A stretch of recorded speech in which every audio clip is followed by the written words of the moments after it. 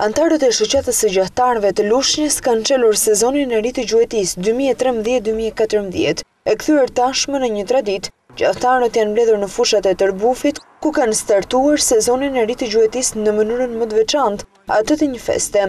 Përveç gjuetisë sportive, një nga detyrat që ka realizuar ndër vite kjo shoqatë gjahtarësh është edhe ruajtja e specieve që janë në zhdukje. Vëmendje të veçantë antarët e kësaj shoqate po i kushtojnë ruajtjes së pelikanit kaçurel, që rritet vetëm në lagunën e Karavastas. Në Lushnjë janë rreth gati 5.000 armë gjuetie dhe mund të them se 10% e këtyre janë të antarësuar në shoqatën tonë. Kërkohet që qeveria e re, me ligjet e reja, të cilat dhe ne kemi bërë shumë amendime, kërkojmë që me ardhje në fuqi do të vijen dhe shpresojmë që do të vijen në fuqi. Konkretisht në drejtim të zbatimit të kalendarit gjuetisë dhe të gjuetarëve të cilët gjuajnë pa leje dhe pa u antarësuar në shoqatën e gjuetarëve.